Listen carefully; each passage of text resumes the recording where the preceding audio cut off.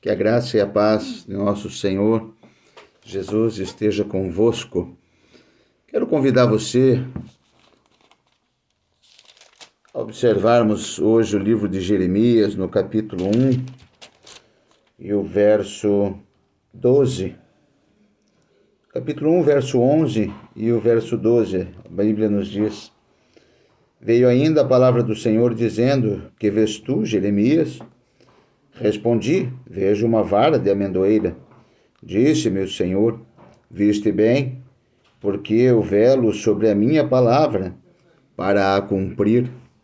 Esse texto que nós acabamos de nos referir, esse texto sagrado, sobre ele nós vamos aprender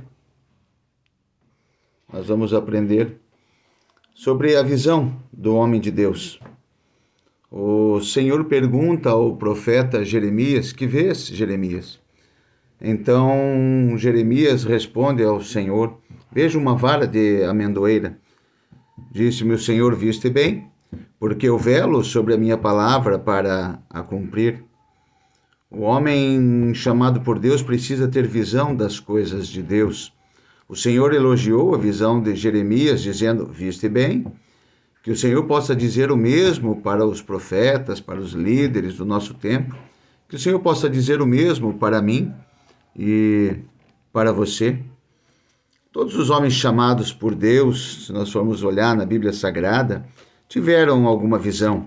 Moisés teve a visão do Senhor no meio de uma sarça ardente e ela não se consumia. Nós vemos isso lá no livro do Êxodo, capítulo 3, verso 1 a 5. Lá no livro de Deuteronômio 34:7, a Bíblia diz que Moisés era da idade de 120 anos quando morreu, e os seus olhos nunca se escureceram, nem perdeu ele o seu vigor.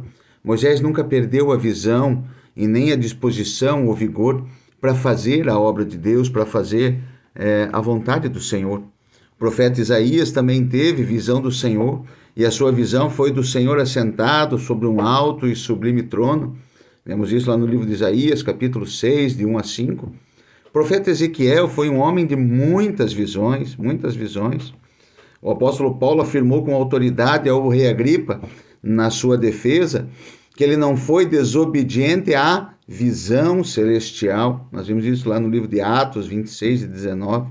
O apóstolo João, então, é exemplo dos grandes profetas da antiga aliança, foi um grande apóstolo de Jesus, o apóstolo amado, o discípulo amado, e ele teve a grande visão no Novo Testamento, e escreveu isso em um livro, conforme a ordenança do Senhor, que foi a visão do Apocalipse.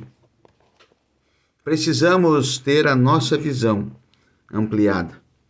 Lá no livro de Gênesis 13, 14 e 15, Deus convidou Abraão a ampliar a sua visão. E ele disse para Abraão: Levanta agora, pois, os teus olhos e olha desde o lugar onde estás para a banda do norte, do sul e do oriente e do ocidente, porque toda esta terra que vês, te darei, hei de te dar a ti como herança para a tua semente, para a tua prosperidade para sempre.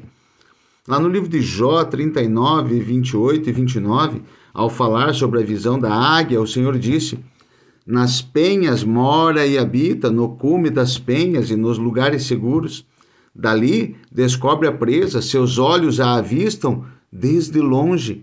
Os olhos do homem chamado por Deus precisam avistar longe. Esse avistar longe, muitas das vezes, é olhar além dos problemas, olhar além das dificuldades, olhar daquilo apenas que os nossos olhos conseguem enxergar. Certa passagem nas Escrituras está Eliseu com o seu moço, com o seu discípulo, e agora eles estão numa situação onde eles se veem cercados pelo inimigo, e aquele jovem agora fica preocupado: e agora o que é que nós vamos fazer? Aí Eliseu ora a Deus e pede para abrir os olhos daquele moço, porque os olhos dele só enxergavam o problema, a dificuldade.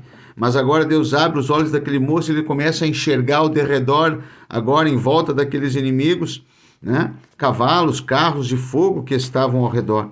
Então nós precisamos entender que mais é o que está conosco do que o que está no mundo. Mais são os que estão do nosso lado do que são os nossos inimigos. né? Em Efésios 3,18, Paulo afirma que os santos devem compreender a largura, o comprimento e a altura e a profundidade. A largura aponta para a visão horizontal, né? O comprimento aponta para a visão longitudinal, a altura, né, aponta para a visão vertical das coisas, e a profundidade aponta para uma visão mais profunda das coisas de Deus. Lá no livro de Apocalipse, capítulo 3, verso 18, a Bíblia vem nos dizer que o Senhor Jesus aconselhou o pastor e os crentes de Laodiceia a ungirem os olhos, né, com óleo espiritual, a fim de o quê? Para ampliarem a sua visão. Nós podemos concluir com isso, que a visão de que estamos falando não é simplesmente o homem de Deus ter alguma revelação ou experiência no mundo espiritual. Não, e sim a visão do crescimento, a visão da ampliação do reino de Deus aqui na terra, né?